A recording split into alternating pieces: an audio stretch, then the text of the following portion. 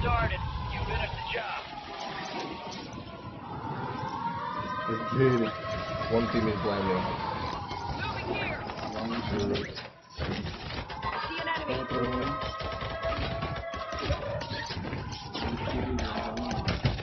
Está trancado. O mais. Em cima.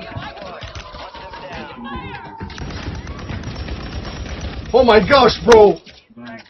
Clip that shit, mano! Eu subi para aqui, mano! O gajo veio assim, eu subi! Mano, eu saí completamente do frame dele. Este é o novo one. Dead.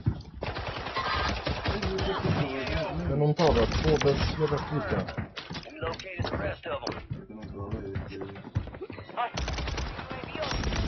He's running. You've got reinforcements inbound.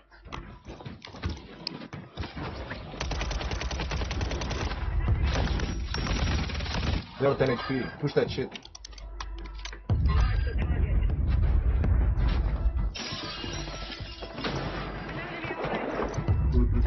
He's on the water.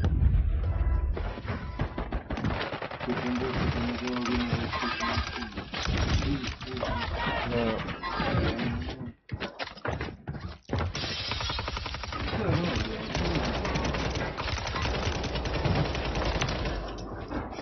Kill confirmed, and we located the rest of them. Oh my gosh, bro! Tá outro, mano! Ah! Don't go water, bro, go water. Que scotcha, brother! Isto, só quis bolas de câmera no gajo. Aquele da segunda lá, no vídeo logo. Essa foi a segunda, bateu o primeiro, esse foi a quinta. Make it count. Clip that shit, já tenho 2 clips. Foda-se, só pensou a primeira, é ganda trigger para o float. Está alguém lá? Yeah, there's people. Let's go try to go low prison. I'm gonna go prison. Let's go low prison, bro. So, good on this guy. Shit, he's got two kills.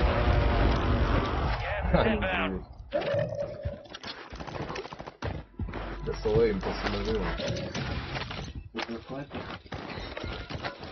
Não apanhece. Got enemy spy drones tracking us. Let's blind them.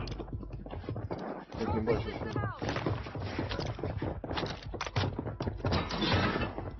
Cadê ela, bro?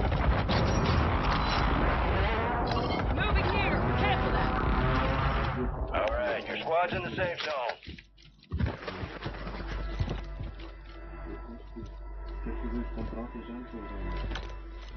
Hostile Guardian. Não vai ter chance para seguir.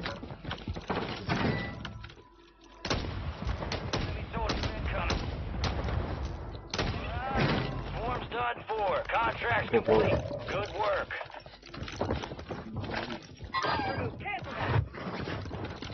Não sei como é que ela vai ser.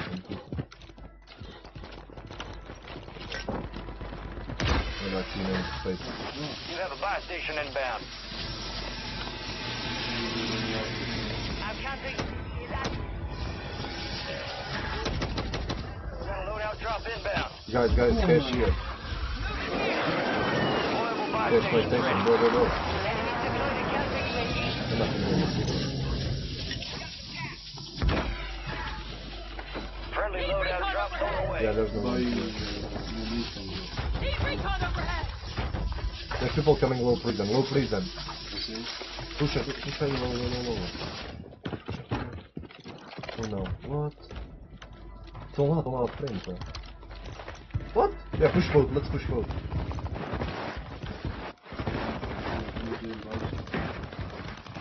Be advised. It's called wrong. Marking the rest of them.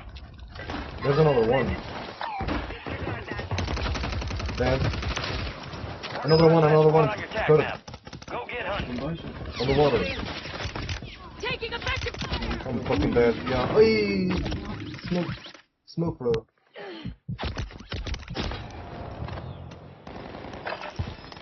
Enemy movement. Are we gonna take a cover, man?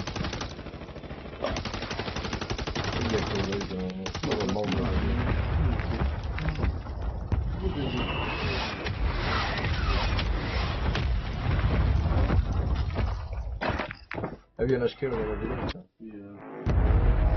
Stand by for redeployment. Pelo amor de Deus. You've Este got load é num reinforcements risco, inbound. foda-se. Vamos tentar e depois para o polícia.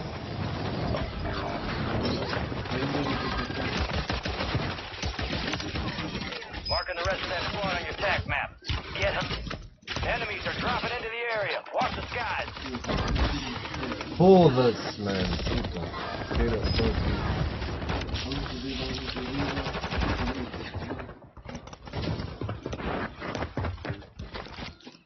Yeah, este load é uma ganda gaita. Let's play on the periphery, maybe over, okay. Yeah, let's play low ground. Time for vengeance. You're redeploying.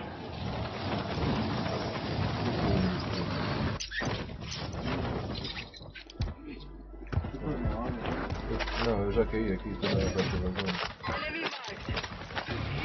Some of your squad's outside the safe zone.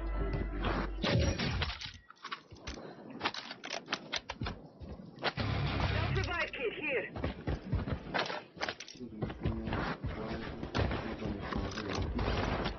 Okay.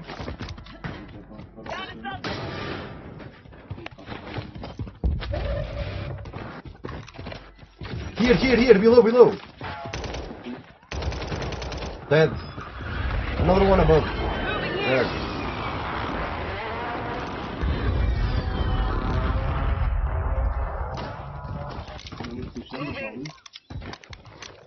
Now let's push. There's people here. Yeah, they're above. Friendly precision airstrike inbound.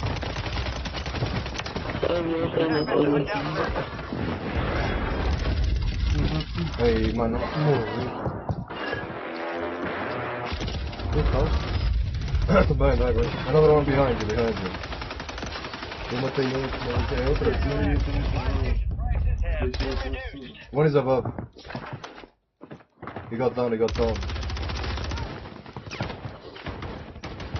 tens 9 bolas, mano.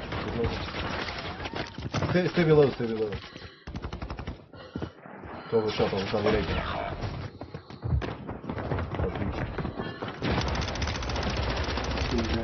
Squad is down. Stay alive. Eu revi, está-se bem. Foram os tiros de sódio. Get ready. You're redeploying. Pegando slowly. Let's go walk and live in About to end. Make it count. or stronghold.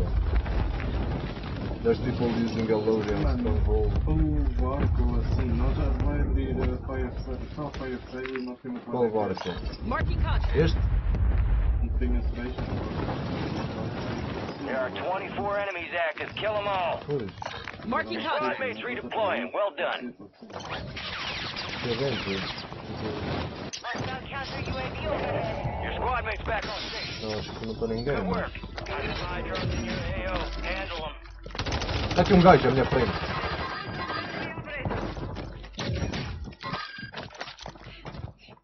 Just hide on the corner, guys.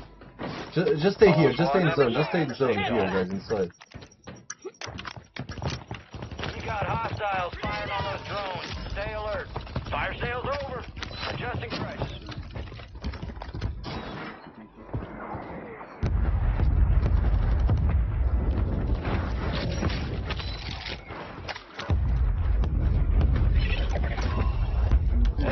Nah, it's too exposed. Got that. People behind us, inside the house. Inside. Está aí o gajo. Time until your squad can redeploy. Kill confirmed and we located the rest of them. Surgeons has closed. No more second chances. Supply crates are restocked. Advise you load up now. Oh my god, man, como é que este gajo não morreu? Foda-se, tem a puta Just an do... opportunity to do better. Tem 10 de vida, mano, o gajo veio meio de crouch e eu tinha esta merda perto. Foda-se.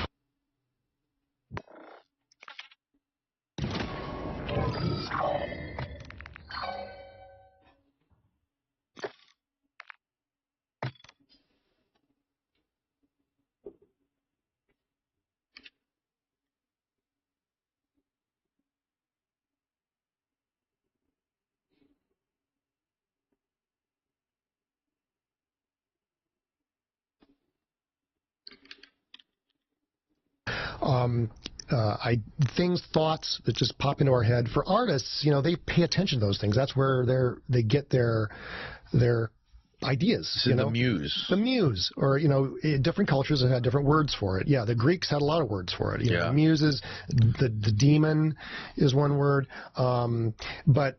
And every culture has ideas about where ideas come from. It may be from the Lord, it may be from the gods, maybe from the muses or spirits, the spirit world, or whatever. I mean, every culture has theories about this. I know you've had Diana Pasulka on your show, and she writes about tech people. 8h30. Da noite ou da manhã? Da manhã. Costuma ser Turtle Soup e Reversal. Turtle Soups. Mas também pode ser macro e ser tipo VGA, macro. Who think that they get ideas from the non-human intelligences behind the phenomenon. That's a new kind of variant of a very old idea that that our thoughts come from. Supostamente. Ir lá buscar o que é chamado certo. Hoje é isso, tipo, o minuto certo, jogar 1 minuto, dá reverse. Mas tipo a cena de descobrir esses minutos é tipo, então metes um despertador e vais sempre lá também. Não precisas meter despertador, vai ficar bem na cabeça. Pois já vi isso, mas... Vai lá bem a olhar. Pois. Agora, mano, um reversal pode ser no gráfico de 1 minuto ou no de 15. São coisas diferentes, estás a ver? Mas os macros, por exemplo, quase todos os que eu tenho, pelo menos, dão um mini reverse, pelo menos. Nem que tu só apanhes isso, estás a ver, com um risco bom e uma entrada boa, dá para fazer bué da cash. Sim, dependendo, tipo, mesmo que seja uma candle, mas se for uma candle de 1 hora... Mesmo que seja uma candle de tipo 5 minutos, mano. Estás a ver? É isso, é.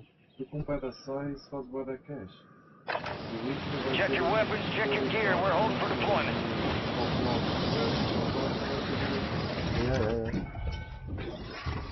Enemies dropping into the AO. É assim também só. From some external, source in the spirit world or whatever. Yeah, there are people talking about.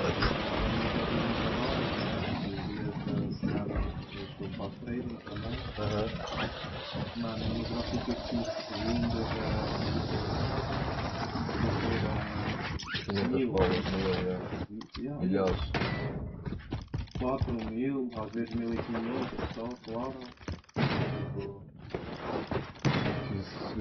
Pois, mano, é tipo um candle de 5 minutos ou 2 e fizeste ali de leva. Mas é sempre habitual, é completamente.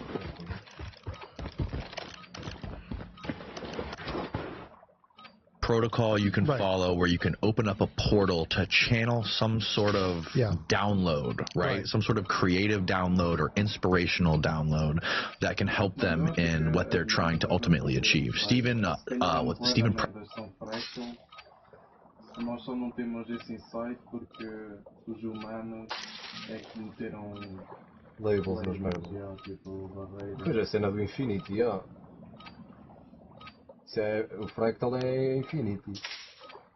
Tecnicamente. Não só o tempo, mas medidas e isso. All stations, green light. We are deploying to the war zone. São duas merdas bem diferentes. Sim.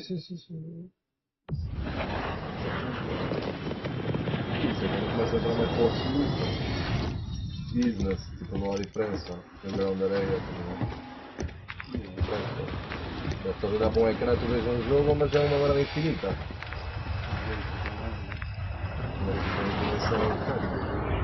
Resurgence. Survive and your team can redeploy.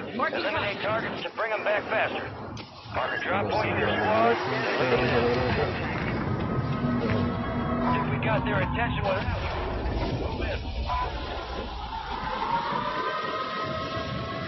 Okay, some people dropping on the contract. Enemies in the area. Watch the skies. Got a swarm of spy drones on our ass. Shut them down. Então vejo ali ao frente. Já veio uma sorda de escolhendo ali do outro lado. Tipo em baixo.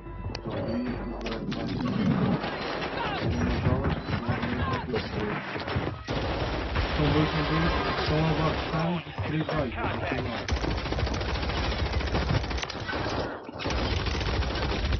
Oh! Não! Nossa, matou um. Você está uma. Foda-se. Ainda craquei este.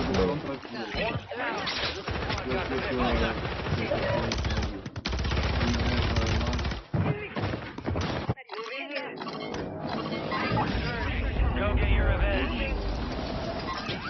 Toda vez.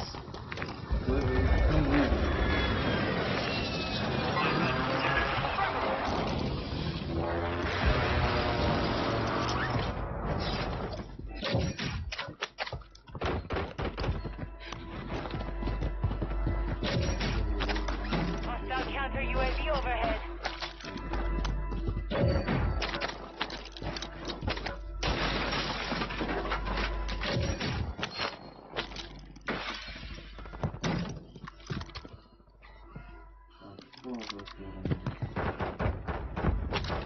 Não há ninguém.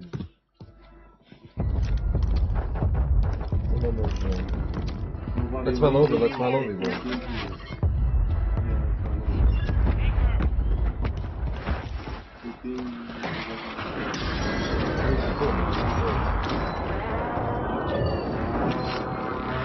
Olha aqui ao meio, ó.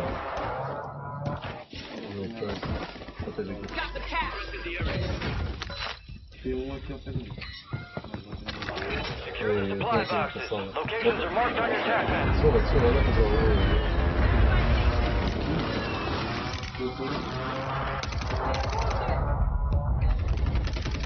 Está na casa ali. Moving here. You're losing ground. Move it.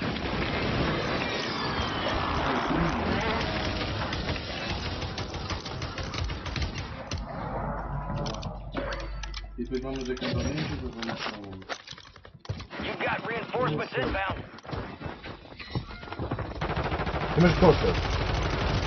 O time de down on. Enemies deployed a counter UAV. Fuck these. Yeah, esta vai ser Your squad made it to the safe zone. Aí está. Squad mates redeploying. Well done. Oh, mano, ia fazer isso.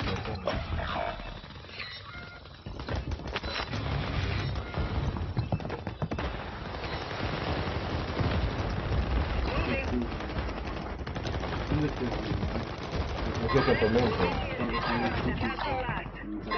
You've got reinforcements inbound. Olha, mano, vamos daqui. Matei um. Mark the remaining operators from that squad. Hunt them down. More people here.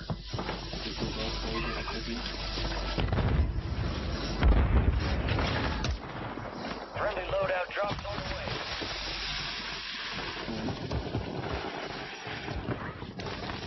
Yeah. In front. Moving here. One is 10. I downed one. I downed two. There's one in the building in front, revived. Oh, there. Down.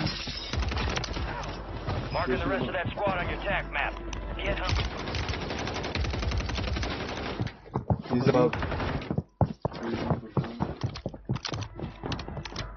They're going up.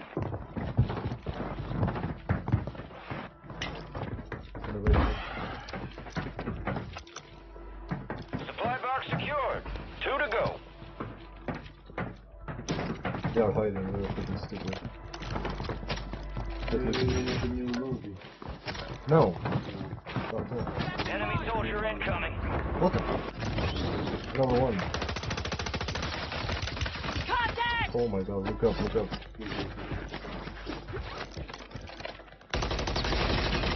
I cracked one. Strike near your location. They strike two.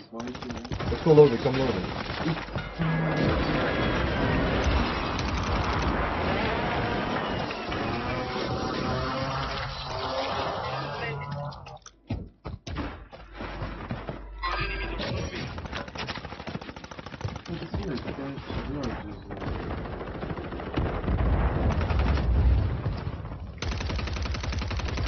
No way! Eu estou aqui. Eu estou aqui à frente, meus laranjas. Moving here.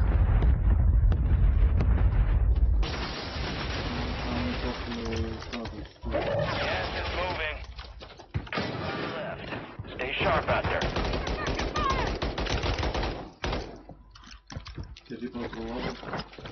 Your squad mate's back on station. Good work. Taking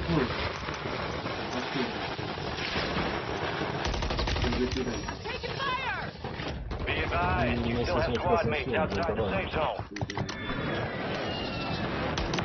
Era tão bom. On your attack map. Go get hunting.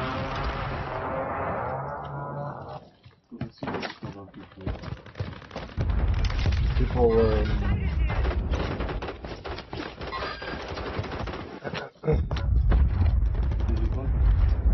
toda a gente. Effective fire. Costas, costas. Aqui à direita. Yellow ping. Pois, já. Morto, né?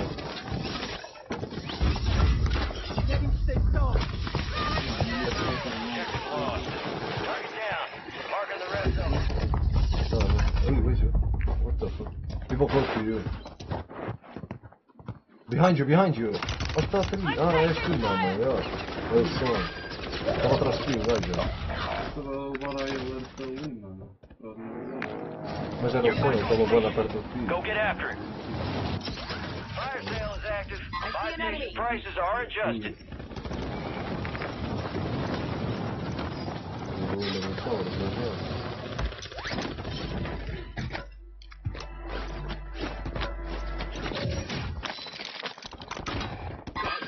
Your squad is down. Stay alive to bring them back. Now, come to this side of the map. You got reinforcements inbound. Agora. Temos reset, se chama, temos 6. Vamos tentar ali a fire sale. Moving here. Get ready. Resurgence window's about to close.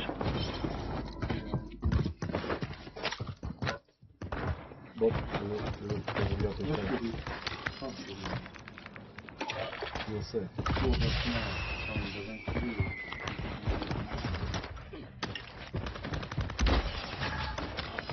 Loadout drop headed your way.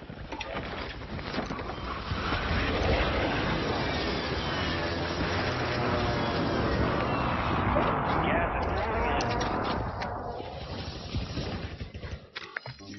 moving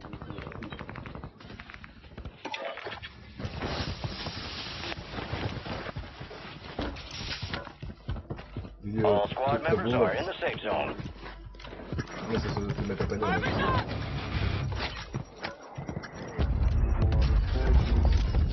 Fire sale's done. Prices are back to normal.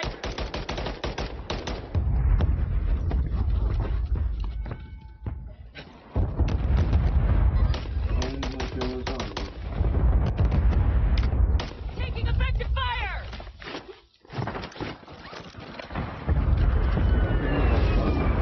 Let's go prison, baby. Let's go prison, let's go prison.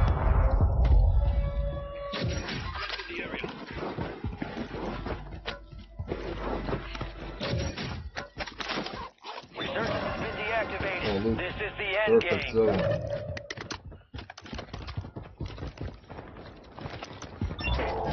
Supply crates have been restocked. Load up.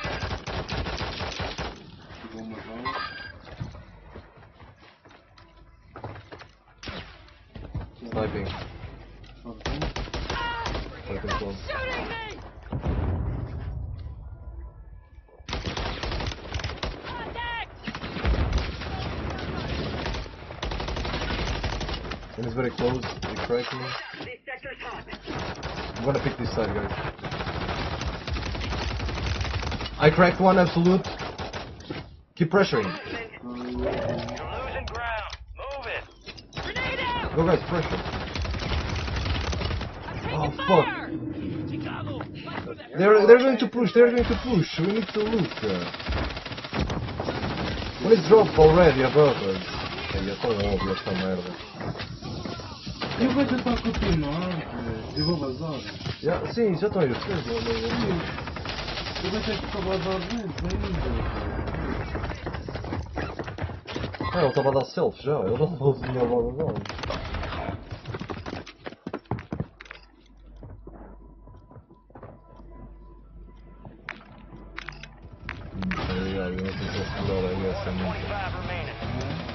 Olha, mano, juro 700 de dano, mano. Não acerta bolas, mas tipo.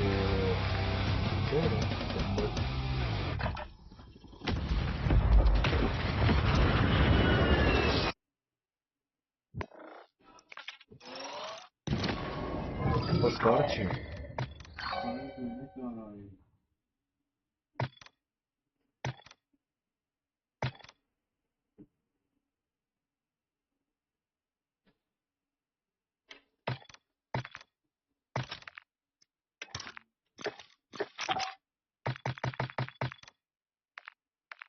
É às 9 AM o model do CFC. 9 AM, yeah. Temos que botar o web 9, não estou ficando o 9 fechado. Exatamente.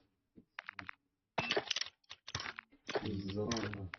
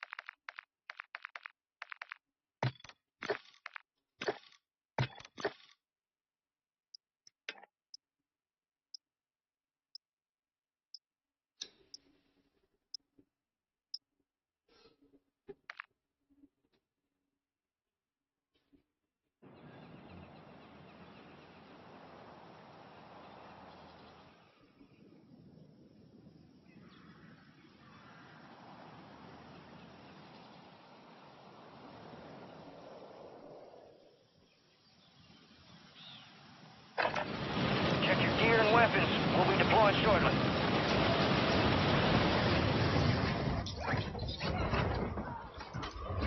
Enemies are dropping into the area. Watch the skies.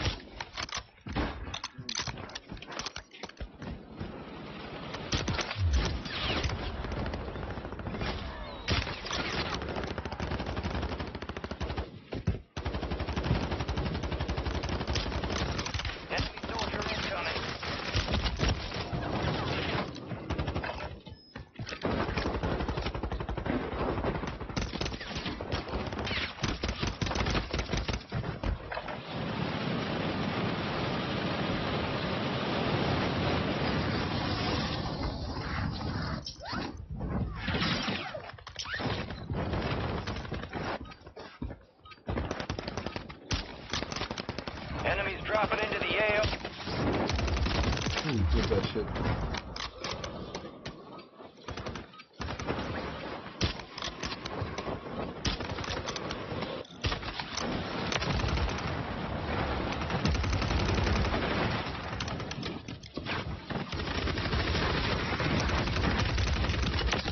Enemies are dropping into the area. Watch the skies.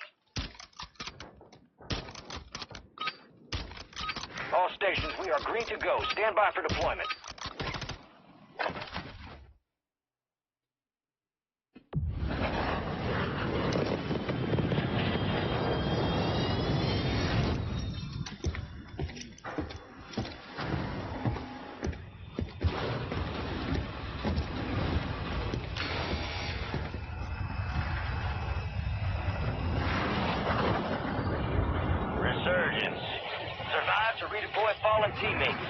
kill to bring them back faster.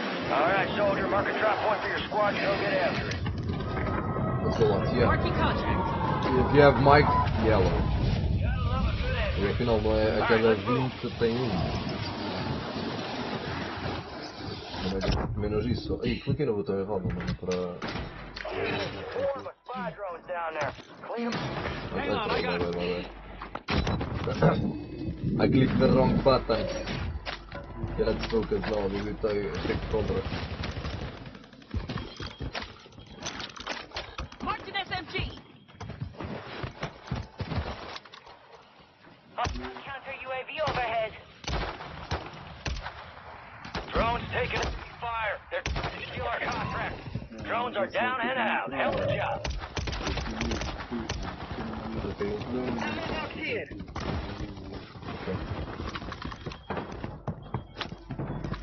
Enemies deploy the counter UAV.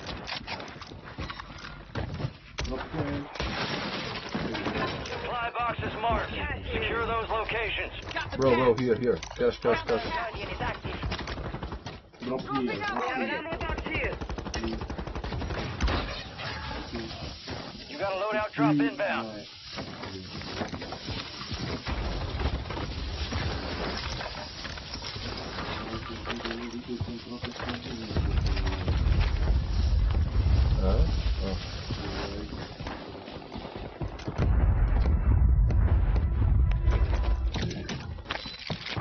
Supply box secured. Move on to the next one. One supply box remaining. Move and secure that daggone People thing. close. Oh my gosh, bro, this guy's a beast, man. Here, this side. In front. Vamos ser rushados. Caralho.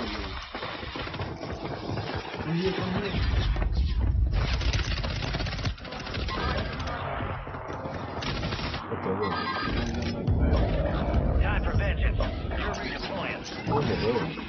You're the This last one one is standing, fun, soldier. right? Survive until your squad can redeploy. Nice, slowly. Your squad mates redeploying. Well done. Where are you going? Your Here, squad mates back on station. Good work. There are people there. I see an enemy. Mas estão aqui, esse não vou. Let's go through there, yeah. There's people there still, man.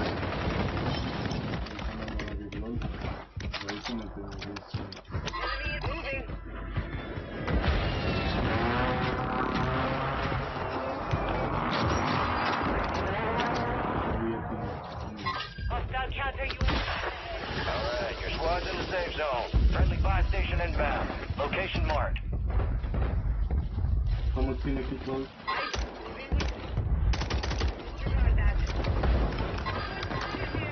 People below. Estão sem shield. Estão aqui na Friendly buy compra. station. Acima? Na compra. Ah, Ainda vai ok. station. Está aqui uma buy station em cima de nós. Mas eu estou em cima. Viu? Adoro.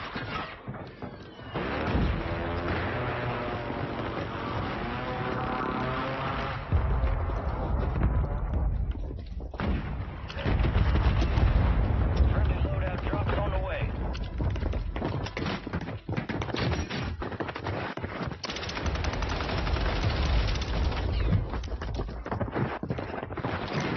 Oh my god, damn it. Friendly mortar strike on the way. Stand by for redeployment. Moving here. Cancel that. There's a team coming below you, below.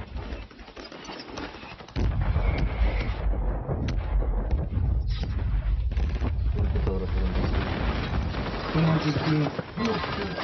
All on you. Stay alive till your squad can redeploy.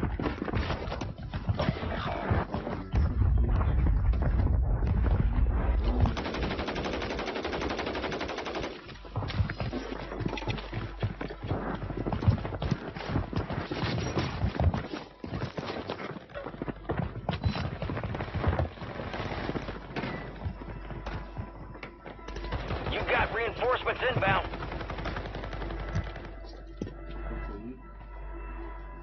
Tropei.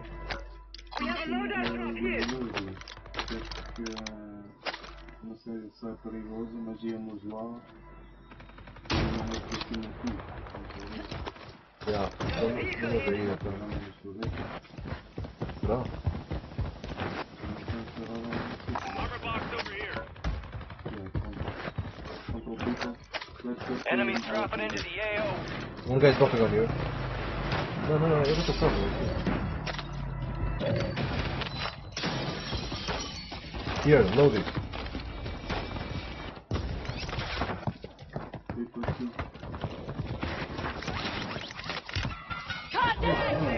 Não, mas estava aqui um gajo, veio aos loads, estão aqui 4 loads.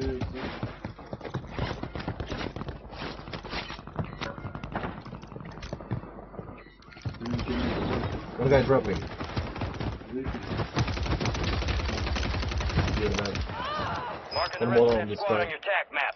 Get hunting. Dropping control. Your squad made it to the safe zone.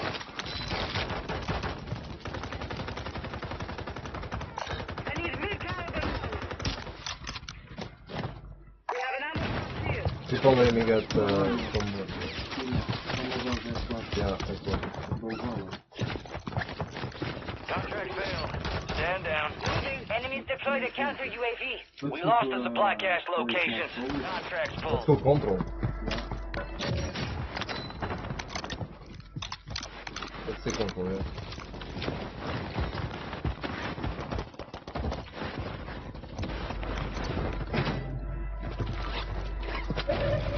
I'm gonna go bullets.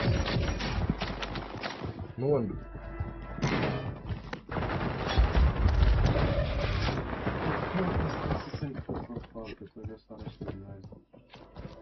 Enemy soldier incoming. Let's go up, people are dropping.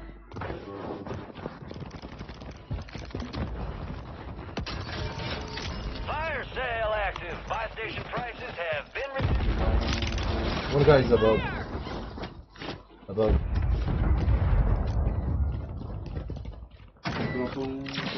Cracked.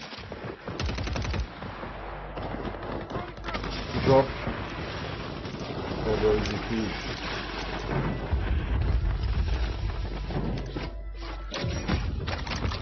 People dropping camping.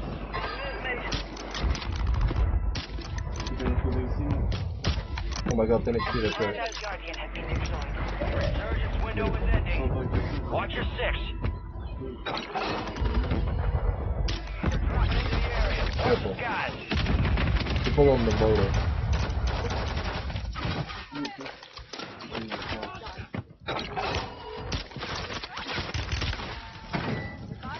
Careful. Hey, it's fine, sir. Oh my god. Vamos pra nós.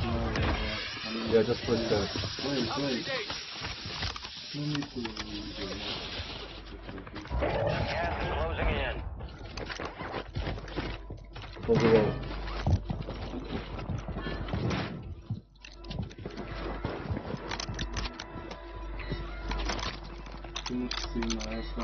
Alright, your squad's in the safe zone. People coming from the boat. From the boat, guys. Look at this window. I downed one. Fire sale's over. Adjusting prices. Enemy soldier incoming.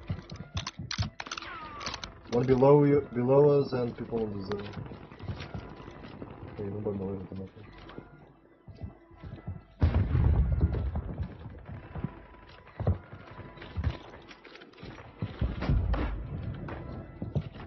What?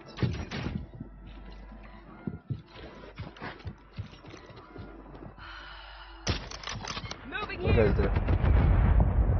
Be advised, resurgence Green is King no one, longer 10 active. HP, This is for keeps. Supply crates are restocked. Advise you load up now. Taking effective fire. This is Taylor White Station. Don't we have people above, guys? Enemies dropping into the AO. Come above, come above. They are below us. Friendly buy station deployed. Be advised, They are enemies below. deployed a buy station. They're crossing. Gas is inbound. Crack one. Buy station is available.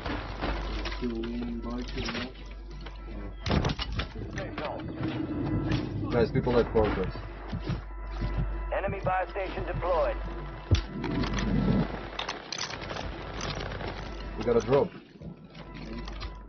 One is closed, right in front. The right side, yeah. Only 25 remain.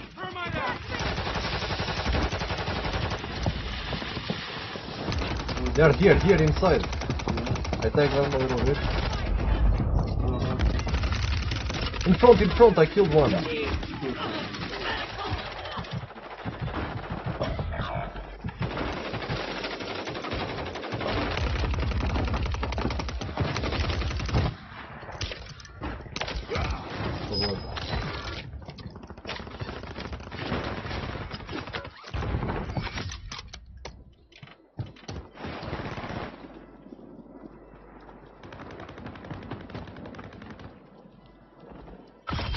Got gas moving in.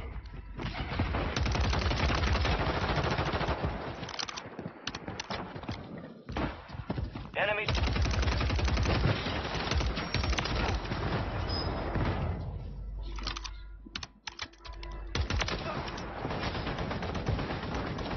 Ten remain. You're almost done here. Vabbè, che Easy, cannata. brother.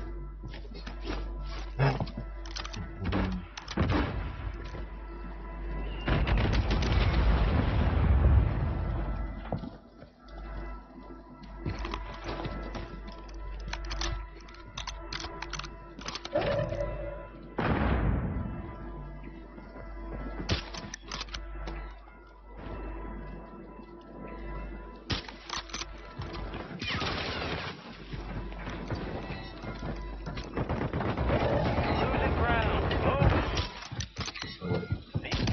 Enemies deployed a buy station.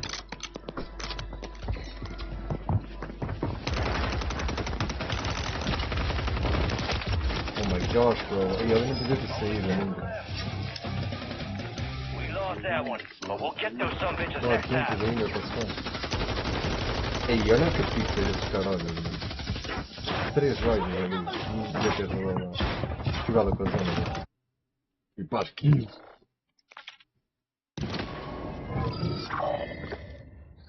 Pam, pam, parão. Vou buscar um leite para uma faca. Leitinho.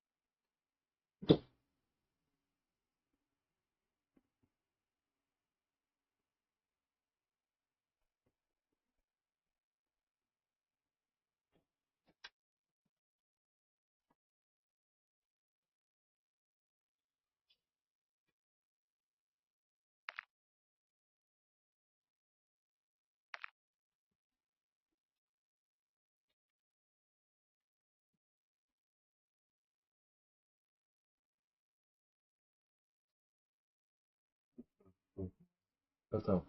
Agora é o meu PC. O que é que se passa? Não foi abaixo, foi? Hã?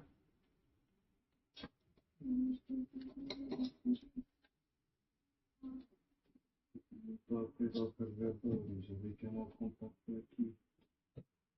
Desligaste o ecrã? Ah não, what the fuck? Não, por exemplo. Se calhar. Fazer um contacto.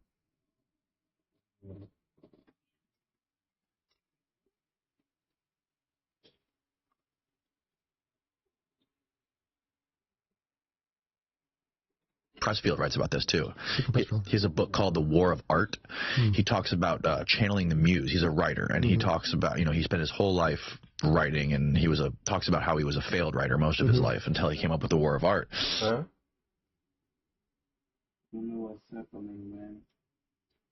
And the muse essentially. O que está acontecendo com o PC? Deixa eu vencer o carregador. No fundo não está a carregar, mas está ligado. What the fuck? He talks about like. Hã? Está quente o carregador?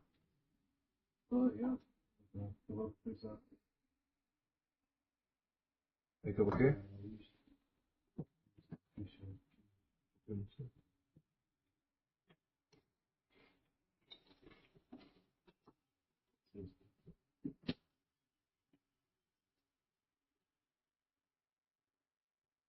Esse é o problema.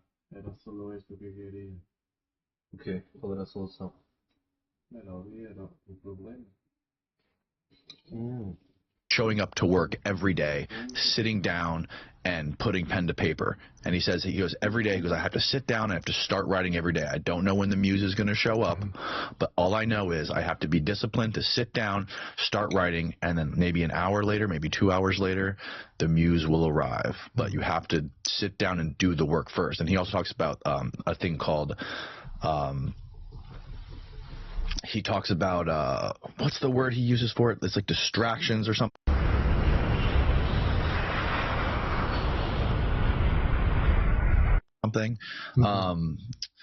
Anyways, he talks about all the things in life that are meant to, that try to distract you from achieving that, right? Like whatever it is, like distractions or... Professor Torta?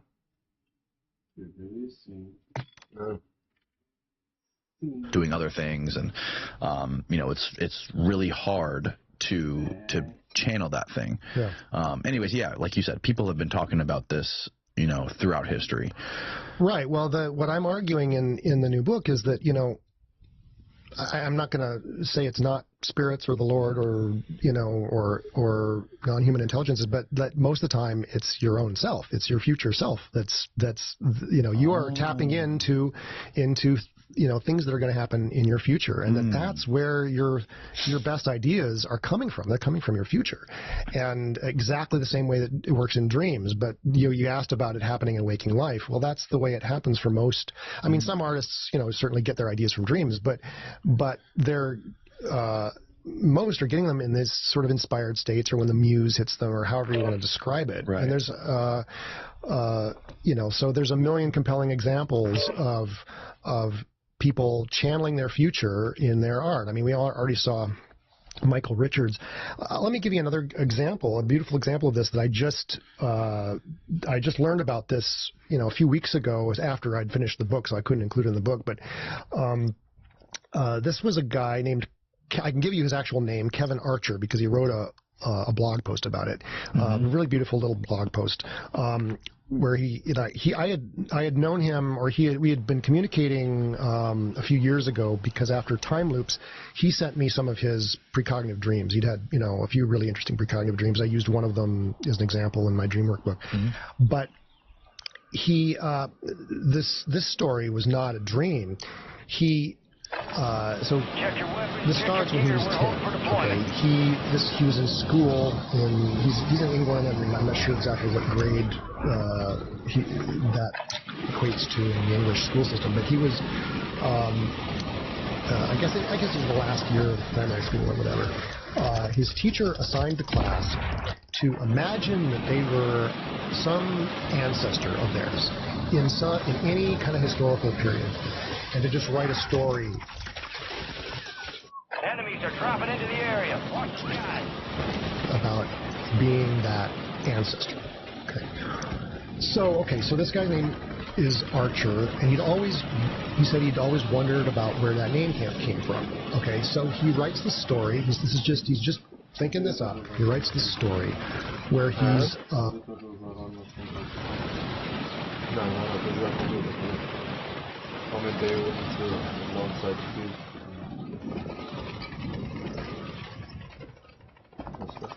bowman, an archer on a medieval battle. Okay, and he sort of describes the armor he was wearing, and describes the scene of the battle and all that, and describes that this ancestor of his, he describes how he had prevailed as a bowman so successfully that the king said, from now on you must call yourself Archer. Okay. So, the teacher apparently talked to his parents and said this was such a good story. I felt like I was transported into medieval times, whatever. Okay, so fast forward 4 years. Okay, he's now about 50, and his young daughter is asking about her heritage. And so and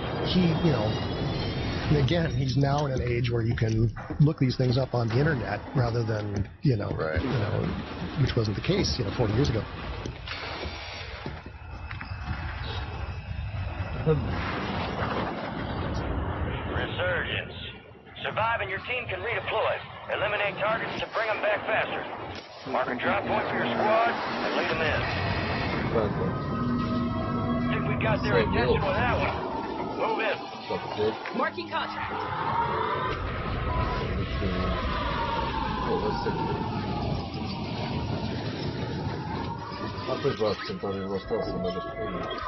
Got enemy spy drones tracking us. Let's blind them.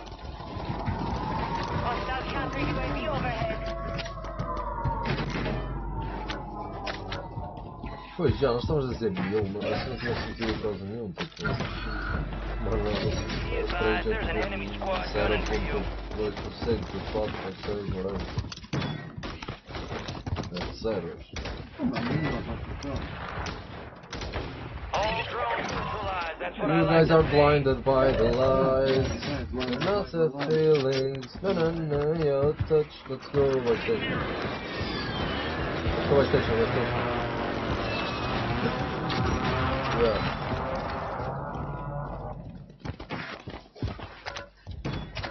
Money in the bike. Cash. Found a buy stick. Cancel. Found some cash. Okay. The enemy is no longer tracking.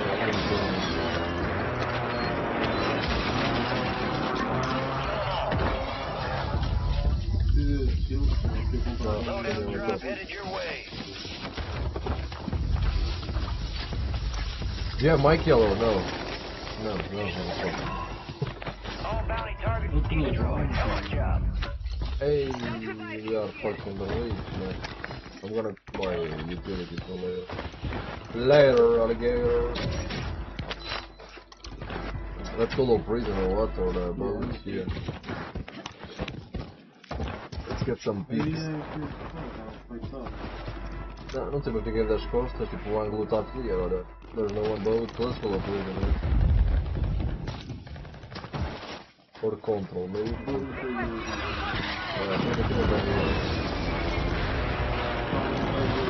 Control or let's go low prison and go top. Let's get high ground. Oh, we can actually go right here already. There's no one top prison, what the fuck? No way! Live through the skies. You got gas moving in. Yeah, let's push that focus. Here's the bounty contract. Don't drop people. Enemy soldier incoming. Down. Oh my god. Marking the rest of them. Cancel last. 25 are still active in the AO.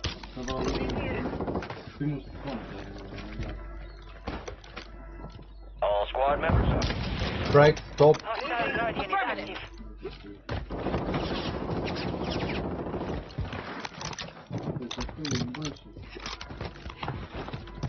I'm not so fuck that shit. People! I cracked one. I cracked another. Eles são horríveis, mano. Moving here. Oh, assist one. Moving here. Enemies dropping into the AO. He's dropping.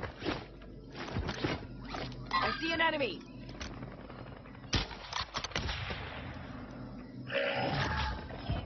You got a loadout drop inbound. We Moving have people here. below us. Moving here. Some movement. Deixa eu cruzar. Eu estou aqui a dropar. Estou mirando. Ah, mas eu cruzar. One is very close. What the fuck? One is on the roof.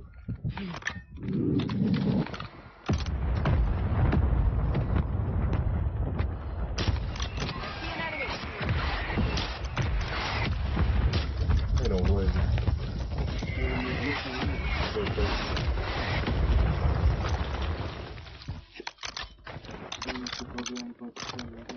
Yeah. Olha aqui, One do drop. outro lado. Do outro lado da casa lá. Crack one. Yeah. Mas que não morreu? Fire! Crack another one.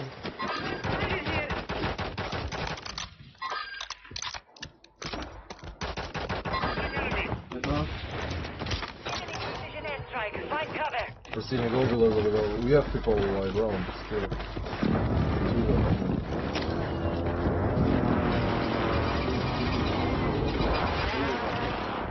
Moving here. People in our level. Pushing us. Assou. Desse lado. Area. One is dead.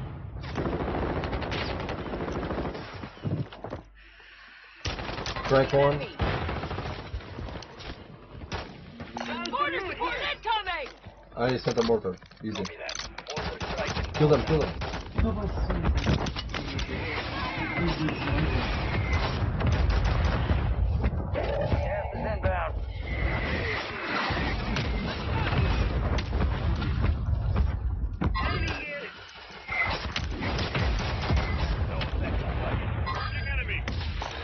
Enemy dropping into the area. Watch the skies.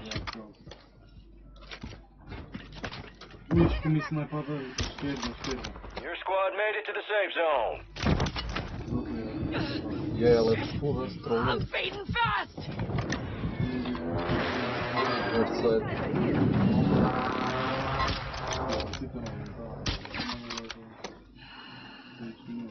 Tu tens aí a tua cena, não? Okay, Tanya. That was Eu não tenho close. nenhuma cena, não.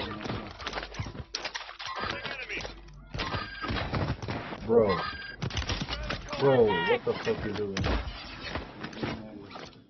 Just Tap, bro. I cracked one. One behind me already. Ui, bem, já não vai dar bem. Temos que pressionar os gajos.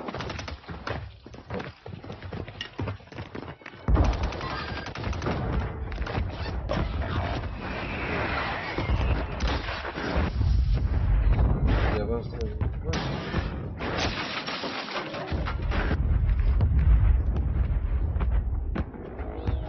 You're getting another chance. Make it count. Reloaded. Buy station prices are adjusted. Your squad mates redeploying. Well done.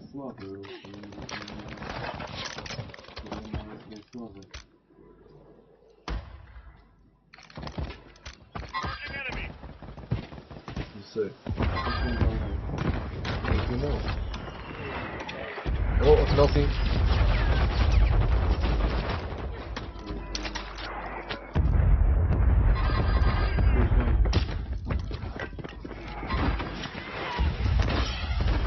Get ready. Resurgence window's about to Go close. on. Não dá. behind you, Yellow, behind you.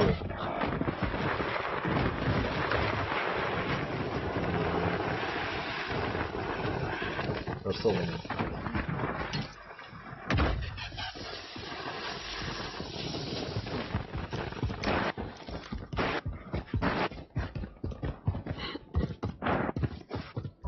Gas is closing in.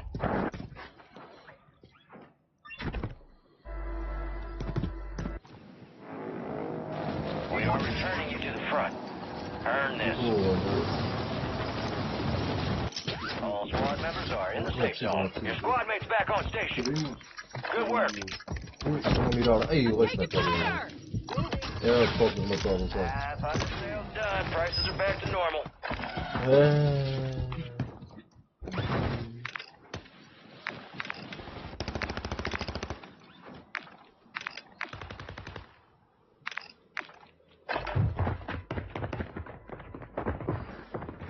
Fica ali comigo.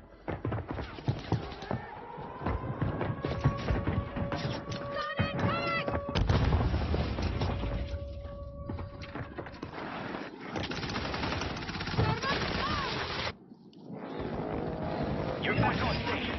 Go get after it. Be advised, resurgence is no longer active. This is for keeps. Supply crates have been restocked. Load up.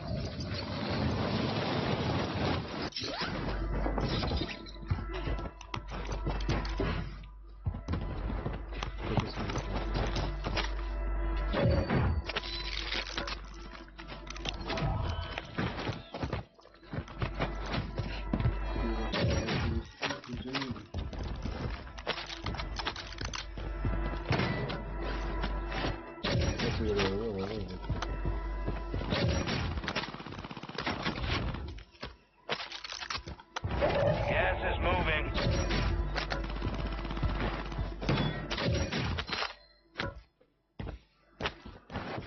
Get your squad to the safe zone. No one gets left behind.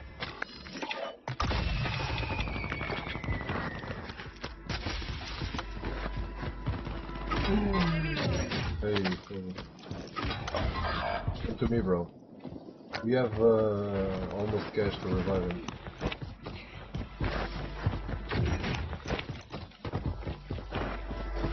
Yeah, we have cash for him. Found some cash.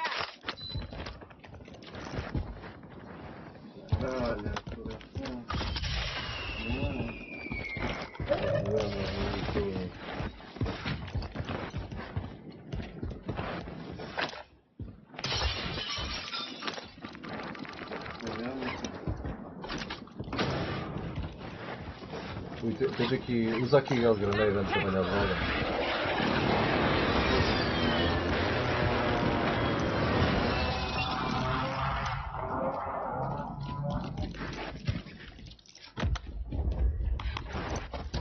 Gas is inbound. Toma, amigo. Got some cash. Foda-se. Get to the safe zone. Estou preso. Sniper here. Avançamos, já temos lá mais. We have zone here, in front. Frag. Above us. Bro, above us, 10 HP. Oh my god, shoot back, bro, don't run, Yellow, man.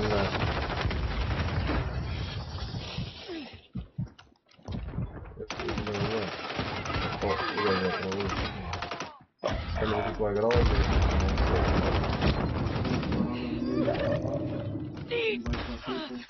Estou aqui gajo à frente, já. Bro, ai Jesus, que falta de awareness, mano, gajo, puta que pariu.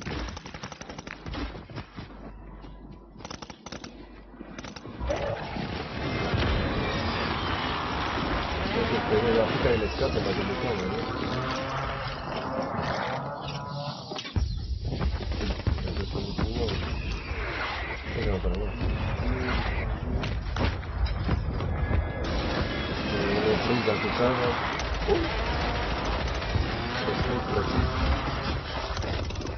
Mano, pularam, mano. Só se pode fazer munição.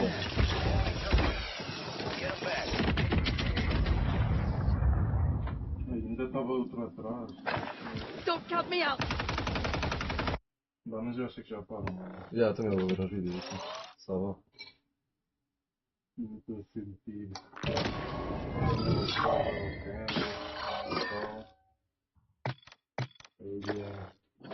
Fica mais positivo o overall, acho. eu ganho menos 5.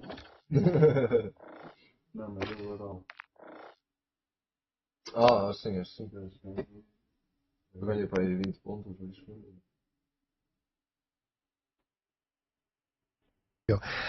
So he starts doing a little genealogy research, or not even doing the genealogy research. He just immediately finds online that one of his distant cousins had been doing the genealogy of his family and had like a vast spreadsheet of the Archer family. Okay. Well, the very first entry of this spreadsheet he sends him is the story of this bowman in Henry V's army at the Battle of Agincourt in 1415. And this ancestor was named Simon de Boys. All right. And if you know anything about the Battle of Agincourt, it was won partly because of the English bowmen. They were vastly outnumbered by the French in this like forest or near a forest, but their bowmen were superior, and that the archers sort of won the day. And it's a very famous battle, and Shakespeare's Henry V, the famous speech, you know, we band of brothers, that comes from Shakespeare's story about the Battle of Agincourt and Henry V. Anyway, so the very first cell in this spreadsheet about this guy's genealogy explains how Simon de Boys, you know,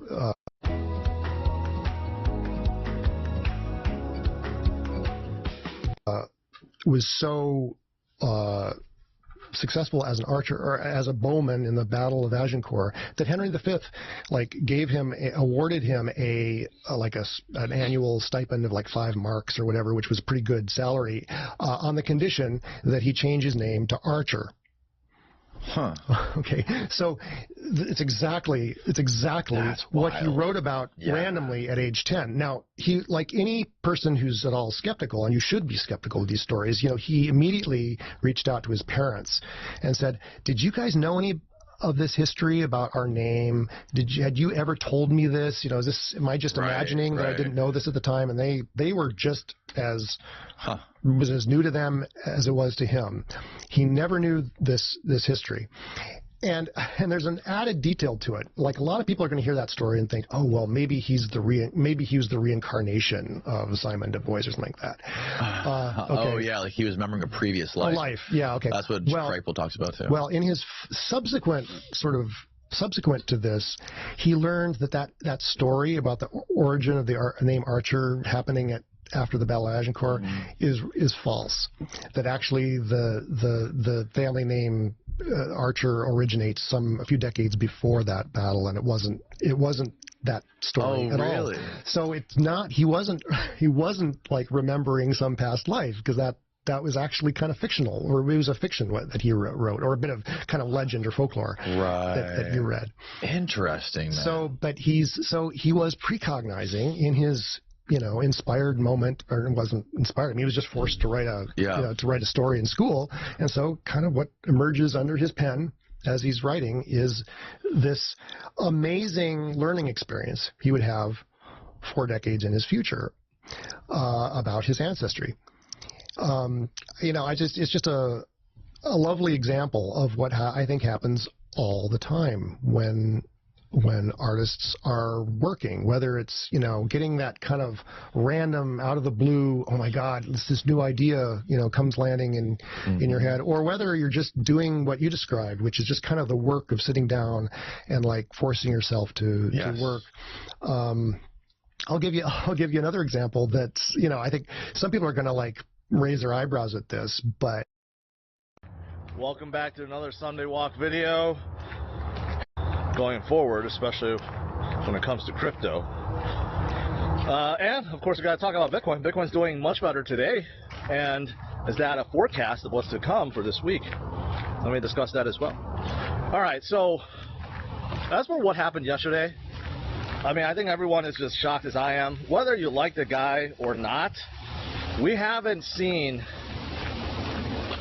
assassination attempts since the 80s, I believe, with Reagan. That's what I heard. I don't even remember it because I was too young back then. Like, it's just something that you just don't hear about anymore, right?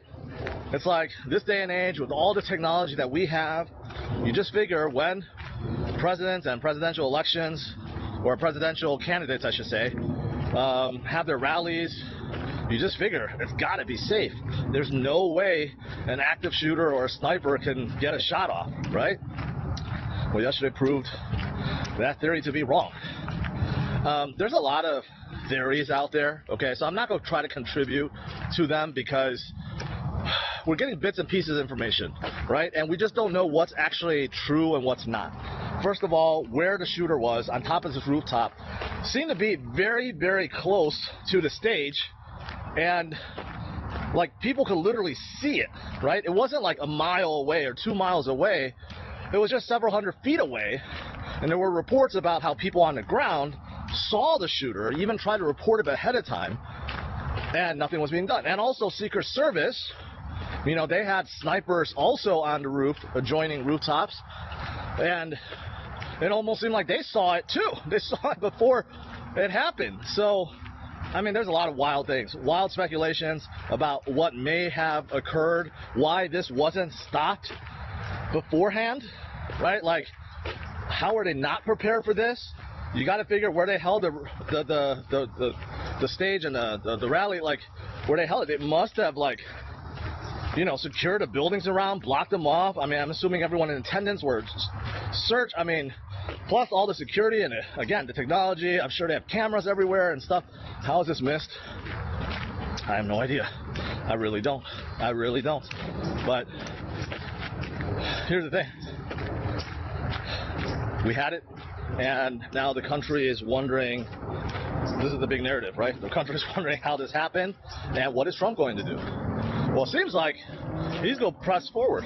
Seems like he is unfazed by this because he's supposed to be going to the Bitcoin 2024 conference in next week, to speak about Bitcoin. And I'm told that he's not canceling that. I thought he would for sure, but I'm told that he's not. That he's going to be appearing. And that's crazy. That's crazy. And I can only imagine the turnout that he's going to be bringing to Nashville and the Bitcoin conference. It's going to be wild. It's going to be absolutely wild. Anyways, I don't want to add to the theories, right? There are a lot of theories out there that this was an inside job. This is the Secret Service. They're doing, you know, maybe this is one party that wants to, you know, take out the other. I'm not going to add to that. I just, as an American living in the U.S. for many, many decades, I haven't seen this before, and it's just shocking that it can still happen in the United States even today, right? Just, it's really crazy. No matter what our beliefs are, right? It should never come down to this. This is just going overboard, and this is something that I hope we never ever see again in our lifetimes. Yeah, that's that. But like I said, I'm looking forward to seeing him in the Bitcoin conference. I wonder what he's going to say. Trump obviously has turned pro-crypto, pro-Bitcoin. And is that going to be good? Is that going to be good for Bitcoin crypto? Yeah, hell yeah. Hell yeah. Maybe nothing gets done if he gets elected again, but hey, having a pro-crypto leader is better than a non-pro crypto leader. I'll say that. And we have seen many politicians, many Congress people, even agencies, you know, turn pro. I'd say CFTC is pretty pro with their stance, saying that 70 to 80% of all crypto are not securities. I think that's a pretty pro statement. You know, a lot of politicians are coming out defending the miners, the Bitcoin miners, and of course Bitcoin itself, and recognizing the importance of self-custody. Even one of the governors, I forgot which one, even said that after learning more about money and Bitcoin, he wants to propose a ban of the Federal Reserve. I'd say we've come very far, very far. We've never seen these things happen before in previous cycles, so this is definitely a move in the right direction, and part of the maturity that people talk about, right? You know, there's a lot of buzzwords, a lot of parables that gets thrown out there. People always say maturity of the market. What does that mean? Well, I think this is what it means, right? Basically, adoption, general acceptance of a new asset class, Bitcoin. So, all good. Now, as for Bitcoin's price, at the time of this recording, it's at 61,000. That's pretty good. Pretty good. On Saturday, when I streamed, we were still about 58.8. Prior in the week, we were like 56, 57. You know, it got a little dicey. A lot of bears came out because of Germany, Mt. Gox, Genesis. You got like a whole bunch of FUD. The thing is, what did I tell you guys? We'll get through it. We always do. It always seems worse than it is. So now that Germany's completely done, that's 3 billion plus. That's eaten up, right? 3 billion plus that we don't have to worry about being sold anymore. Again, that shows you how strong the market is.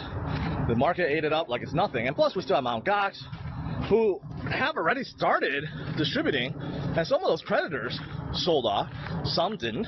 But even with them, right, you mix them in there, and then you mix miner capitulation, right, which means that miners have been selling off. But I mean, it's all looking like it's getting better, right? It's getting better. Now, Genesis, still a wild card out there. They got 2 billion plus. Are they going to be dumping soon? Who knows? What I do know is it's all going to be eaten up. Okay, Wall Street, they don't have enough. Larry Fink, he certainly doesn't have enough. Wall Street ETFs took in about $1 billion, okay, this last week alone. So all the billions that we keep throwing out there, Genesis is at 2.2 billion, right? And Mt. Gox, I don't know how many billions that they have. They're all short-term distractions. That's what they are. Because when Wall Street's buying by $1 billion per week, it's all going to be eaten up. In 52 weeks, that's 52 billion. And we know that there are weeks that's more than $1 billion. There will be days that will bring over $1 billion. Let's think about that.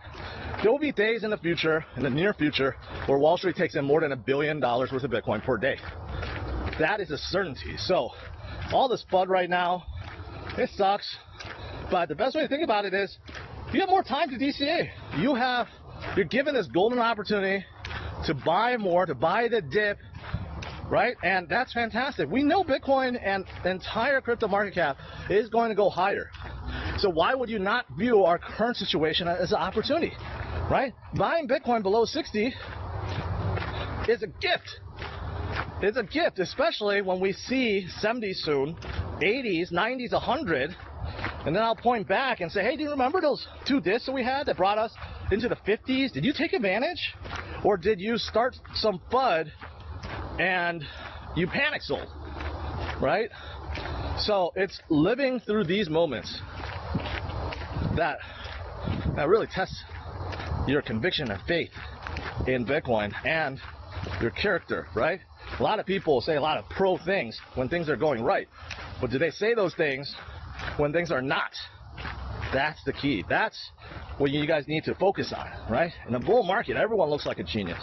Everyone starts throwing out crazy predictions, and a lot of them are right. And people follow them. But then when things turn sour, those guys turn sour, and then you're left not wondering what to do. You're left wondering if you should have followed those guys in the first place.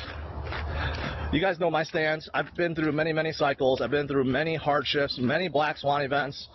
And one thing that I always stress is don't rush it. Have patience. Because almost everyone coming into this space rushes. Okay? Even I did. And sometimes I still do. I'm not perfect. I still fall for my emotions. Sometimes I want to FOMO. Sometimes I want to panic sell, right? I still get those feelings. But the one thing, if there's nothing else I've learned, the one thing I did learn is you got to have patience. Sometimes you got to hold on to something for years. Years. Okay? But you're rewarded handsomely for doing so. That's the bottom line. Sometimes when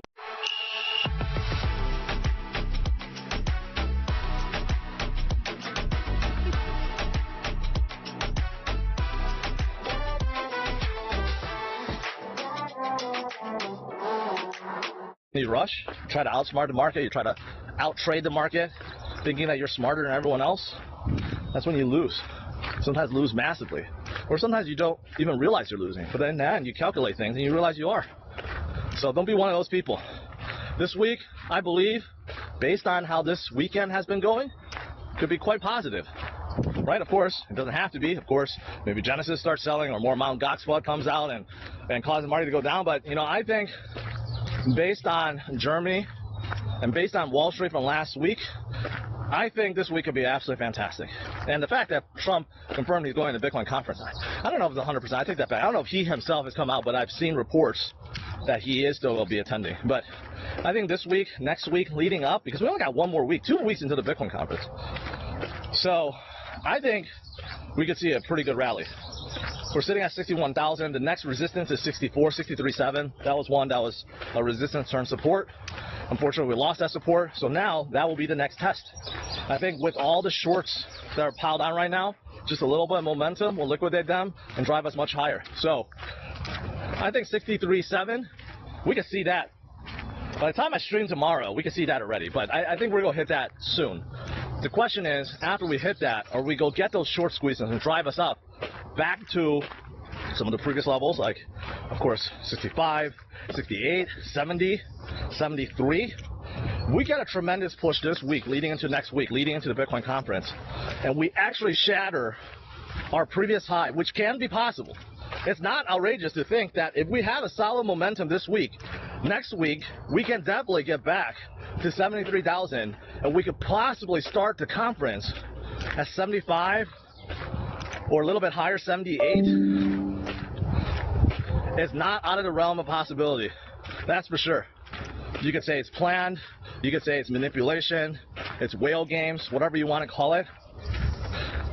But hey, if it's to the upside, I don't really mind. Do you? Right? If we're going to get some whale games or some kind of push up too high for the conference, I welcome that. I welcome that a lot. And I think most of you guys do too. So that's it, guys. Let's see what happens this week. I'm thinking it's going to be bullish. I'm thinking it's going to be real bullish.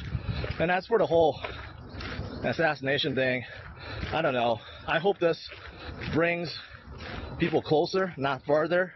There seems to be such a great divide between the two sides now, and everything is a political debate.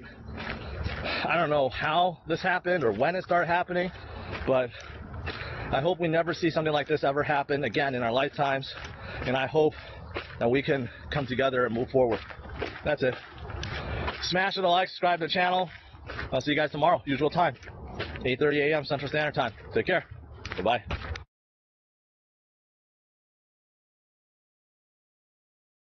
Lose. Reality is a game. There are winners and there are losers. Now, what actually makes somebody a winner in their reality is their ability to create their desired reality, which is exactly why you're watching this video.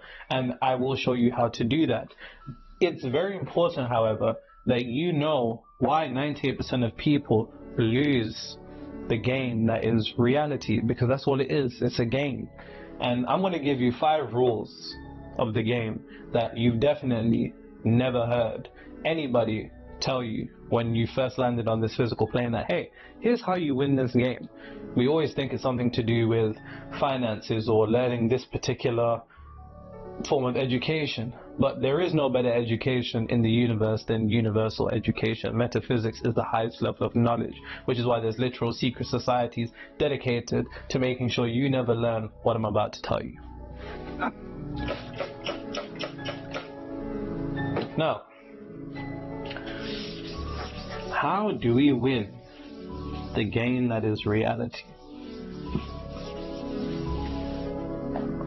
If that's a question you never asked yourself, then I don't know, man. I don't know why for you, but I can definitely guarantee that more than likely you have. The first thing is this: you have to be very, very particular in the way that you see the world around you, because until you change the way you look at life, life won't change the way it looks at you. Quite literally, because you are reality, you are the universe, you are your own universe. But before I actually drop the 5 rules, I have to make this very, very apparent to you that 98% of the world view life as a battle. And so long as you see life or reality as a battle, then it will be. And that's mainly because of one of the particular rules that I'll get into. But the first thing you have to realize is that it's not a battle, it's a game. And once you see life as a game, having this level of perception raises you above quite literally 98% of people that are trapped by their self-inflicted torments, their self-inflicted suffering, failures and misfortunes due to seeing life as a battle, inherently meaning that it has to be almost conflict somewhere along the line. But once you see it as a game and you normalize it, you then understand the cheat codes that I'm about to drop you right now that is going to make all the difference in all of this. So make sure you really lock into what I'm about to say.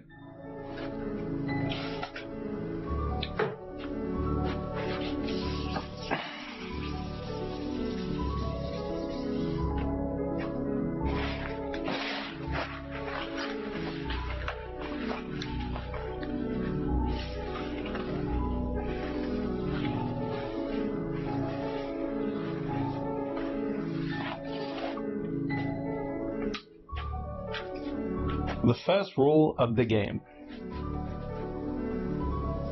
Make sure you got your notes out. I want to see notes in the comments. Remember, if you're here watching this shit to pass the time, nigga, you better click off this video.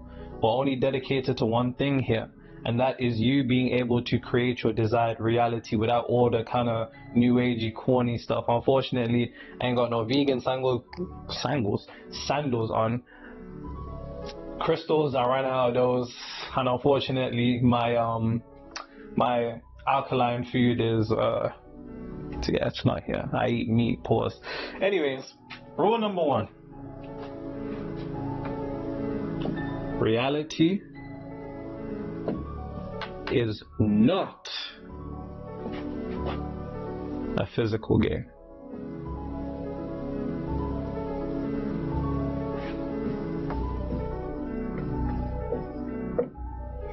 Now you have to understand, I don't know when you got into this particular type of knowledge, but for the most part, most people play the game of reality thinking it's a physical game. And what I mean by that is they're confined within the third dimensional structure and merely perpetuate the idea that this is all that exists, and the cause and effect of what takes place within this realm happens solely within this third dimensional realm, not understanding that there are multiple dimensions, there are 3 planes, and we're going to get into that. But reality is not a physical game.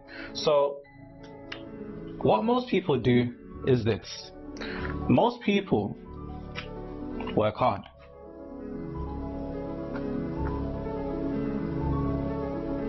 Now, safe to say, chances are you grew up in a particular type of household where you saw your parents working extremely hard. You're probably in that position right now, trying to work hard to pay off your debts, your bills, and so on and so forth. And you'd work really, really hard to make changes. Now, what you don't understand is where you are. Because once you understand what reality really is, you'll no longer think that the game that you're playing is a physical game. It's not about physical action. Working hard is another way of saying action. It's not about your physical action. It's really about understanding the behind the scenes. So, most people work hard. That's what most people do. So I'll put a big 98% here like you saw at the start. 98%, oh. Can't lie, I am never wiping this whiteboard with my fingers again. That is absolutely disgusting. I'm never ever doing that again. One thing you lot don't know about me is that I'm a real clean freak.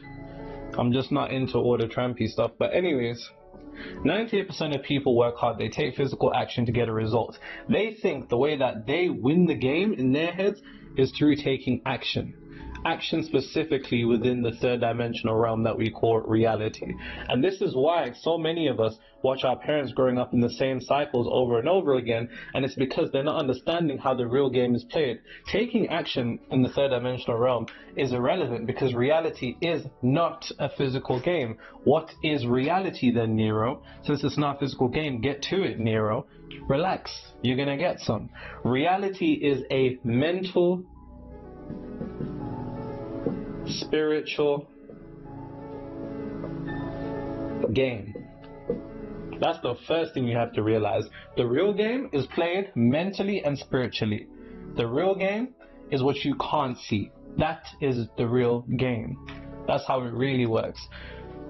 Now, coming to this understanding that most people play the game by taking physical action with the third dimensional realm, the people that truly win the game are those individuals that are able to play the game on the mental plane.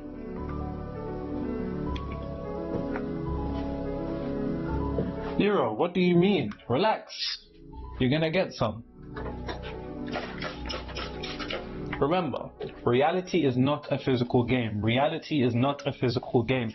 Beat that into your head, because unfortunately, you've been caught up in the same mistake as everybody else.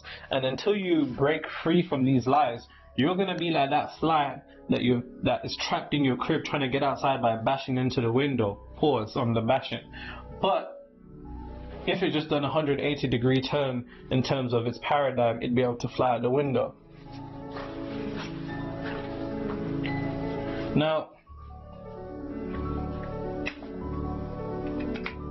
you have to understand this. There are 3 planes of existence. For the purpose of breaking down the true game to you, I'm only going to go into 2 of them. There is the mental plane,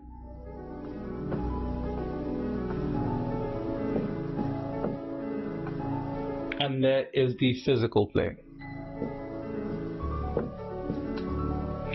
Now, the physical plane is what we call reality. It's where people are working really hard to make a change. This is the realm of effect. The mental plane is the realm of cause. Now, how most people think is, I want to win this game. I want to create my desired reality. What can I do physically to change my reality? Essentially, what that is saying is, how do I change an effect by changing an effect? That don't make sense. If you want to change an effect, as you know, you must change the cause. An effect cannot change an effect. An effect can only be changed by a cause. Stay with me now. Stay with me now. What most people do is they take the physical action that they think will get them towards the direction that they want, without first changing the cause that is creating that physical action. I'll give you an example. Think about New Year's. New Year's, everybody wants to hit their New Year's resolutions of getting big in the gym, whatever. That's why I'm currently training like a Hashira. If you don't know what that means, then think about it like the hyperbolic time chamber. It's literally solo leveling. But anyways, what often happens is that people who are unfit mentally, and I'll draw the example. Let's say somebody wants to get in shape. Somebody wants to get fit. Mentally, they're unfit. On the mental plane, they're unfit. But they attempt to take the physical action of getting fit to become fit. So they take all the physical action that they think they need to take to get fit. Now, unfortunately, what often happens is that they'll go to the gym for a couple of weeks, maybe even a couple of months, and then they fall off. Why? Because mentally, on the mental plane, in the realm of cause, they are unfit. And you cannot go outside of the confinements or the boundaries of what your mind has constructed to be the truth. So if you're unfit mentally, you can take action physically of being fit, but it's only a matter of time before your mind traps you back into that loop. It's the same thing. People will work physically hard wanting to be rich without realizing that they're still in a state of poverty on the mental plane. And this is how the real game is played. So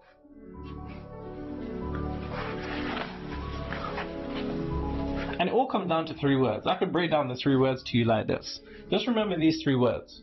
So these 3 words are be, do, and have. And this will illustrate what I'm saying. So most people think 98%. And I'll put a 98% here so you're not lost. 98% of people think like this. They think, if I do put the physical action, I will have desired reality.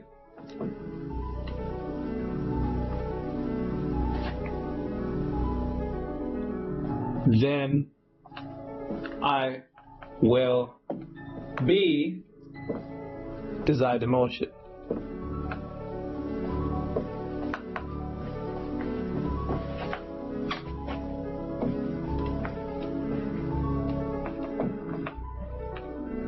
That's the desire, by the way. So how most people think is, if I take a physical action, I will have my desire, then I will be secure. I feel peaceful. I feel calm. And that's probably what you think. I see all the time when people apply to work with me. And if you're an entrepreneur who's stuck in a revenue ceiling and you want to break out in 2 to 5 extra revenue in 7 weeks, link in the description. I see all the time people apply to work with me and they think, man, if I just work harder, I will have what I want, and then I'll be content, I'll be peaceful, I'll be free from stress, I'll be free from worry. And that's how we're trained to think about things, which is why so many people lose the game. Meanwhile, you have 2% over here who are playing the game in the way that it truly is. This is why I said reality is not a physical game, it's a mental, spiritual game. You first must change the cause to change the effect. You first must change the mental plane to change the physical plane. It is the as within as the without. The mirror does not smile before you do. How the real people play, or those ultra successful, these secret societies that make sure this type of stuff that I'm giving you never gets out, how they play the game is, and stay with me now, I will be, and when I say desired emotion, what I forgot to write here was essentially what that is a mental attitude. Another way of saying mental attitude is a combination of the mind and a combination of the emotional convictions behind the mind, which output a particular frequency. So I will be mental attitude first.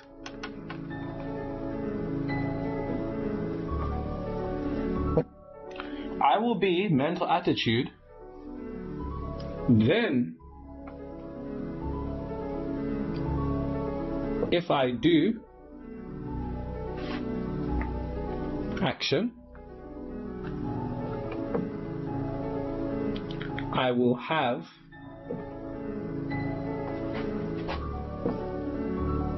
desired reality. And look at the difference in how these two individuals play the game.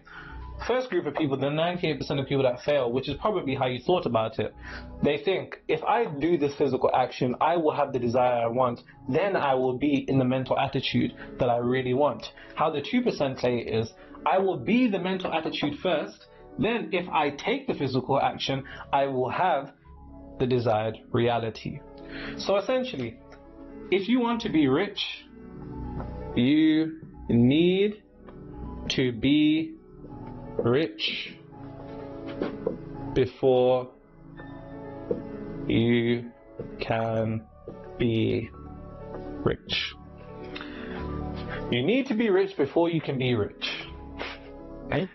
It's almost counterintuitive and contradictory to how you've been trained to think, but that's exactly what I'm here to do. I'm here to show you that the true game is by being able to first align yourself to the mental attitude of what you want, then take action. This is what I say to my clients as frequency first, action after. If you, for example, want to lose weight, you first must make your mind fit, because when you make your mind fit, then you take the physical action. It will be much easier for you to maintain the frequency of that physical action, so then you can have fitness. If you want to be rich, you first must take on the mental attitude of being rich. You need to be rich before you can be rich. Then, once you begin to take the actions of whatever it is that contributes to you having a particular form of money, things will fall into play, and then you will have the money. This is why millionaires can lose it all and then get it back.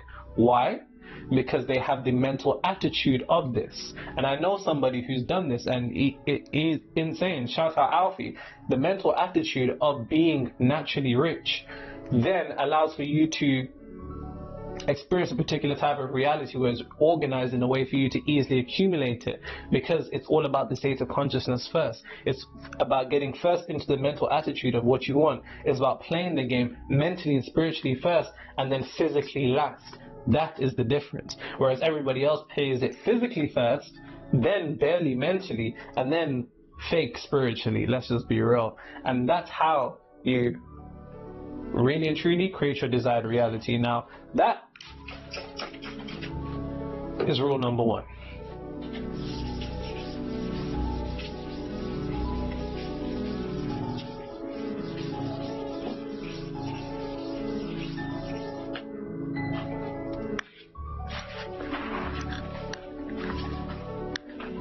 And don't worry, we're cooking. We're just getting started.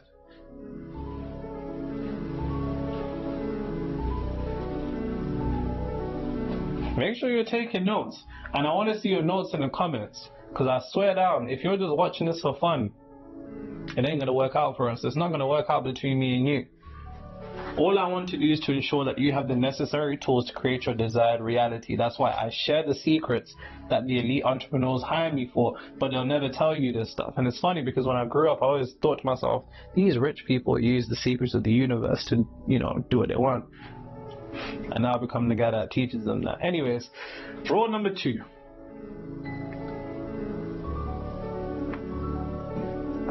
You make the rules. This one requires less of an explanation, really and truly. Anything that you've regarded as truth in your reality is nothing more than an idea pretending to be a truth. And a simple alteration of that idea will lead to an alteration of reality. And this idea is embodied by the understanding that there is no truth except what the subconscious mind accepts as true. Once again, there is no truth other than what the subconscious mind accepts as true. Do you think that you can't do it? Then you're right. Do you think that you can do it? Then you're right. Do you believe they're not going to take you serious because you're a woman? Then you're right. Do you believe that all men are trash? Then you're right. Do you believe that there's no opportunities out here? Then you're right. Do you believe that nobody wants to see you employed? Then you're right. Do you believe the world doesn't want to see you win? Then you're right. Do you believe you can't get that girl because she's short? Then you're right. There is no truth in reality other than what the subconscious mind has accepted as true. None of those things are true until your subconscious mind accepts it as truth. And the moment that it does that, it will begin to structure your reality in accordance to that belief. And then a dumb person will go out the door and say, see, I knew all men are trash. See, I knew that girl wouldn't want to talk to me. See, I knew I wouldn't be able to do it, without realizing that the only reason it didn't happen, or it did happen, is because your subconscious mind accepted it as truth. Not because you're this individual that just knows everything about the world. And that's how the mind can play tricks on you. It will give you this artificial ego boost of feeling like you're right. See, you're right. Yeah, of course you're right, because your subconscious mind had accepted that idea. And the moment you're able to change the rules of the game to make sure that your reality or the rules that you have lead to one place, if the rules that you make for your life don't lead to one place, then you need to honestly sit down, get off YouTube after subscribing. In fact, I don't even care if you subscribe, I'll be real, I don't even care. You need to get off there and make sure that the bricks that you're arranging aren't building you a shed, but they're building you the palace of your desired reality. Damn, that was a bar. It should all lead to one place once again. Your desired reality. If the rules that you have set for your life and the things that you accept as true don't pertain or lead up to the one part of your desired reality, then you are playing the game backwards. You know, I don't even know what type of game you're playing. In fact, you're playing the game that you have set. You play the game that you have set. Ain't that crazy? And the world will try to convince you to accept these rules. They'll tell you, they don't want to see you win because you're black. They'll tell you, they're not going to take you serious, you're a woman. They'll tell you, you're too young for this.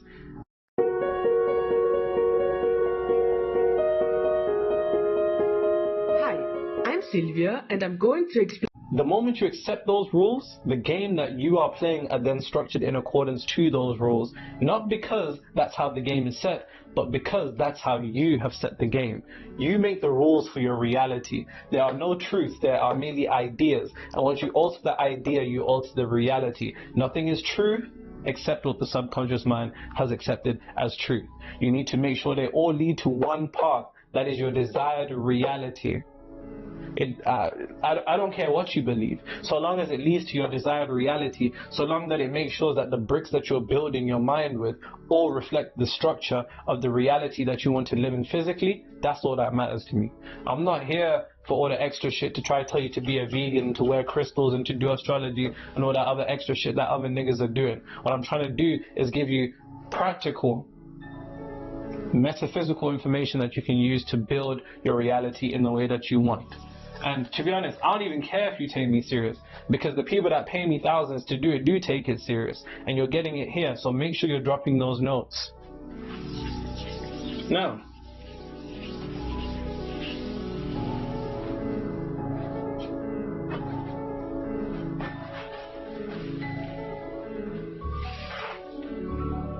who would have ever thought they began taught metaphysics by some black kid and a wife being a chain? Oh man, I definitely don't fit the spiritual aesthetic, but it's just man corny, innit? And they ain't got no drip. And who don't want to eat meat? No diddy. And I like Rum Punch too much. Anyways, not the song, I think that song is dead, but the actual Rum Punch, Ray Nephews. Now, rule number 3.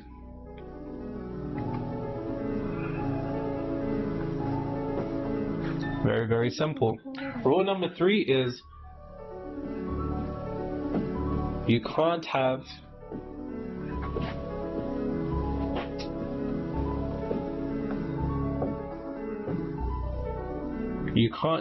what you need.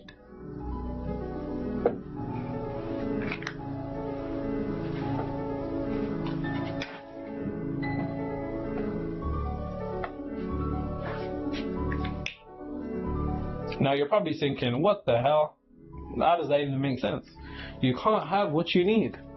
I want you to think about something. And this is something that always frustrated me when I was growing up. You know, why is it the people who need the most money have the least? And why is it the people that need the least money have the most? I don't think you heard me. Why do the people that need money the least have the most? And why do people that need it the most have the least? Why? It angered me for such a long period of time. I could never understand it, especially growing up in a situation where we needed more money, you know, and it's just like it escaped us. Then I understood what it all was. Of course, years later, having studied this stuff for 8 years, reading nearly 400 books on the topic.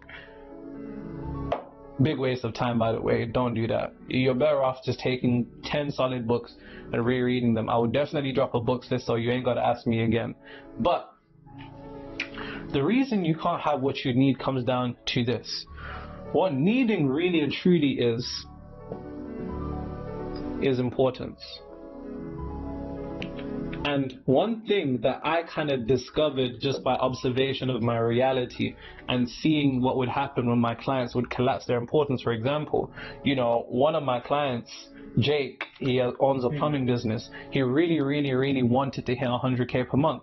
He was stuck at 50k for like 8 months, but he really wanted to hit 100k.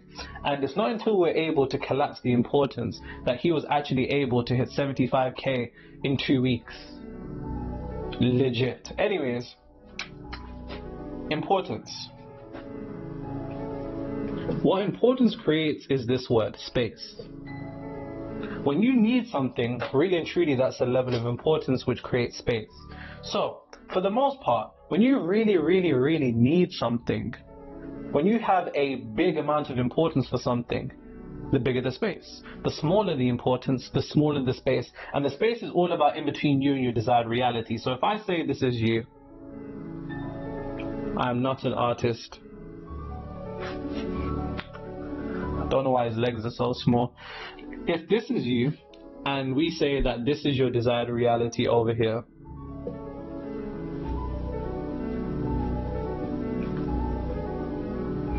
if you have a big space in between you, it all comes down to the importance.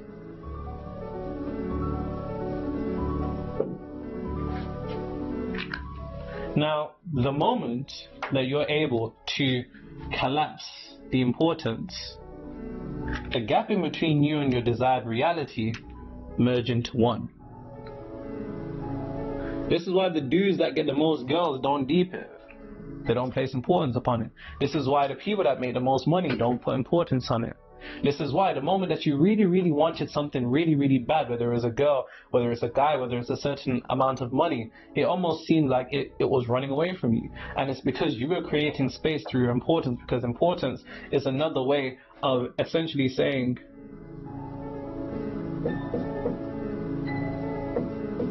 excess energy. You're giving something more meaning without, well, you're a lighthouse looking for light. That's essentially what we all are.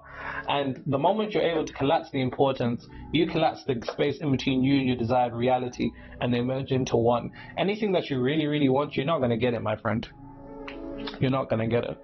And until you can collapse the importance in between you and what you want, nothing's going to change. And the way that you collapse the importance is by understanding that your desire is nothing more than a middleman to a particular type of frequency that you inherently want to experience as an electromagnetic being that you're currently not experiencing. A simplification of what I just said is, you want to experience a state that you're currently not experiencing. You don't want to be stressed. You don't want to be worried. You don't want to be anxious. You want to be peaceful. You want to feel fulfilled. You want to be joyous. You want to feel content. You want to feel happy. But here's the thing. Your desire is a middleman. You can cut out the middleman, scratch it out, jump straight to your emotions, step into that frequency, and when you feel so good that you don't even need that desire anymore, that's when it comes to you much more easy. That's how it works.